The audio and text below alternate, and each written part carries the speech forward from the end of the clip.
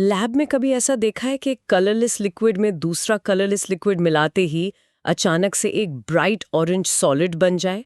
किसी जादू जैसा लगता है ना? बिल्कुल। और ये कोई जादू नहीं बल्कि प्योर केमिस्ट्री है। अच्छा। जी हाँ, ये होता है एल्डिहाइड्स और कीटोन्स के एक सिग्नेचर रिएक्शन की वजह से। Okay, let's unpack this.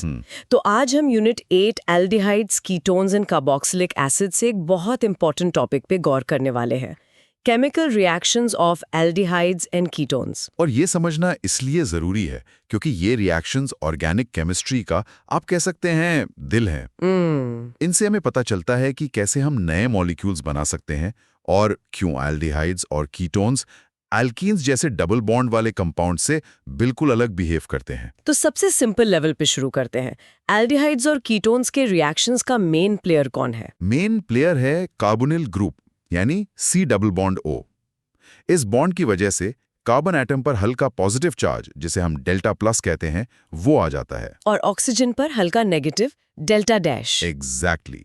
तो ये C डबल बॉन्ड O एक तरह से पोलर हो गया। अच्छा, तो होता क्या है फिर? व्हाट्स फैसिनेटिंग हियर इज ये जो पॉजिटिव कार्बन है, ये इलेक्ट्रॉन रिच स्पीशीज को, जिन्हें हम न्यूक्लियोफाइल्स कहते हैं, अपनी तरफ खींचता है। राइट। न्यूक्लियोफाइल आकर इस कार्बन पर अटैक करता है, C डबल बॉन्ड का डबल बॉन्ड टूट जाता है और न्यूक्लियोफाइल कार्बन से जुड़ जाता है। इसी को न्यूक्लियोफिलिक एडिशन कहते हैं। Here's where it gets really interesting. तो इमेजिन करें कि कार्बोनिल कार्बन एक मैग्नेट है जो न्यूक्लियोफाइल्स को अपनी तरफ खींच रहा है। एग्जैक्टली, बहुत अच्छी एनालॉजी है। अब एग्जाम के लिए एक एंकर डेफिनेशन याद रखनी चाहिए। Aldehydes and ketones undergo nucleophilic addition reactions at the C double bond O group due to the polarity and electrophilicity of the carbonyl carbon, as well as oxidation and reduction reactions, giving a wide variety of products depending on the reagent. इसमें एक आम confusion क्या होती है? मतलब students कहाँ गलती करते हैं? This raises an important question. Students अक्सर सोचते हैं कि C double bond O double bond C double bond जो एल्कीन्स में होता है उसके जैसा ही रिएक्ट करेगा। हाँ, डबल बॉन्ड तो डबल बॉन्ड है। लेकिन C double bond O polar है, इसलिए उस पर न्यूक्लियोफाइल्स अटैक करते हैं। C double bond C non polar है, तो वो इलेक्ट्रॉन रिच होता है, इसलिए उस पर इलेक्ट्रोफाइल्स अटैक करते हैं। अच्छा, तो ये न्यूक्लियोफिलिक एडिशन है, इलेक्ट्रोफिलिक एडिशन नहीं। यही की डिफरेंस है। आपने मैग्नेट वाली एनालॉजी बताई, वो काफी अच्छी थी। उसे थोड़ा और डिटेल में समझाइए। उसे थोड़ा और डिटेल में समझते हैं। कार्बोनिल कार्बन, जिस पर डेल्टा प्लस चार्ज है, वो मैग्नेट का पॉजिटिव सिरा है। ओके। और जो न्यूक्लियोफाइल है वो लोहे का बुरादा है, आयन फाइलिंग्स।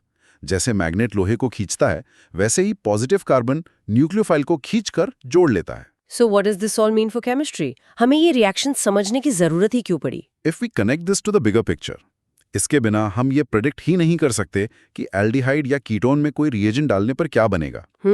दवाइयां बनाने की पूरी इंडस्ट्री इस अंडरस्टैंडिंग पर टिकी है। हम बायोलॉजिकल प्रोसेसेस जैसे ग्लूकोज मेटाबॉलिज्म को भी इसके बिना नहीं समझ सकते। Let's create a mental movie. मान लीजिए एक बीकर में एल्डिहाइड मॉलिक्यूल है। पिक्चर दिस, बीकर में RCHO मॉलिक्यूल है। C डबल बॉन्ड O में कार्बन पर एक हल्का पॉजिटिव ग्लो है। ठीक है। अब एक न्यूक्लियोफाइल, मान लीजिए साइनाइड आयन CN-, उसकी तरफ आता है। जैसे ही CN- कार्बन के पास पहुंचता है, C डबल O का जो पाई बॉन्ड है, हाँ। वो टूटकर इलेक्ट्रॉन्स ऑक्सीजन पर चले जाते हैं। CN- कार्बन से जुड़ जाता है और ऑक्सीजन पर नेगेटिव चार्ज आ जाता है। और फिर सॉल्यूशन से एक H+ आकर उस नेगेटिव ऑक्सीजन से जुड़ जाता है। फाइनल प्रोडक्ट तैयार। ये तो बहुत क्लियर हो गया। अच्छा, क्या हम इस रिएक्शन को लैब में होते हुए देख सकते हैं? बिल्कुल।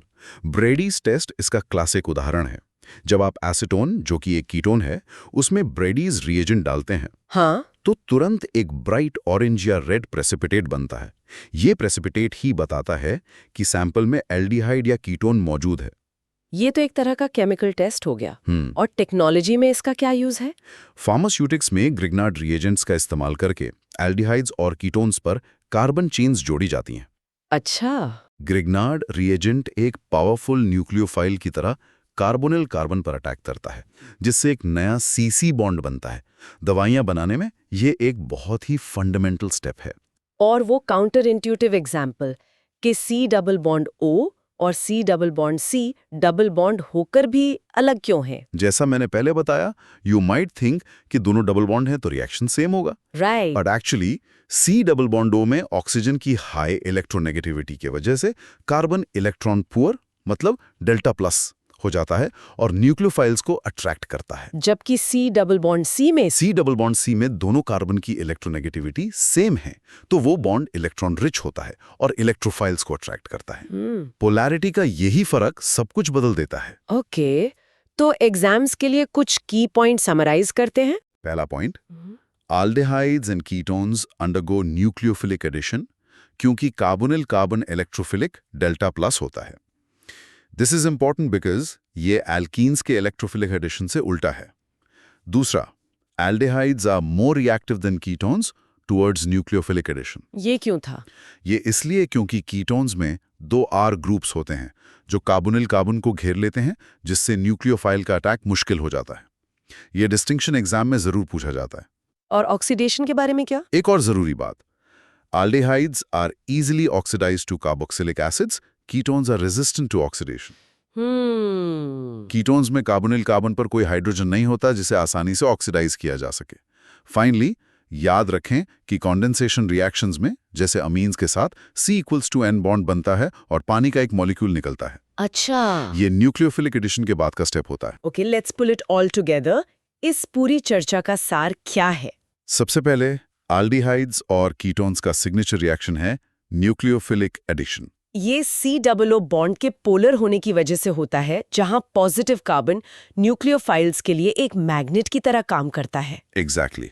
दूसरा, लैब में इसका सबसे अच्छा एग्जाम्पल है ब्रेडीज टेस्ट, जिसमें ऑरेंज प्रेसिपिटेट बनता है। और एग्जाम के लिए ये याद रखना क्रूशल है कि एल्डिहाइड्स कीटोन से ज्यादा रिएक्टिव होते हैं और आसानी से ऑक्सीडाइज भी हो जाते हैं। एंड मोस्ट इंपॉर्टेंटली, COO का रिएक्शन CCC से अलग होता है। एक न्यूक्लियोफिलिक एडिशन करता है, दूसरा electrophilic. Polarity is the key. तो आज हमने समझा कि कैसे COO ग्रुप की पोलैरिटी एल्डिहाइड्स और कीटोन्स की पूरी केमिस्ट्री को ड्राइव करती है। Here's a thought to leave with. हमने देखा कि ग्रिग्नार्ड रिएजेंट जैसे न्यूक्लियोफाइल्स का इस्तेमाल करके CC बॉन्ड्स बनाए जा सकते हैं। हाँ, अगर हम अलग-अलग तरह के न्यूक्लियोफाइल्स को एक-एक करके कंट्रोल्ड तरीके से कार्बोनाइल कार्बन पर ऐड करते जाएं, तो क्या हम किसी भी तरह का कॉम्प्लेक्स मॉलिक्यूल जैसे कोई मेडिसिन या natural product step by step design और बिल्ड कर सकते हैं?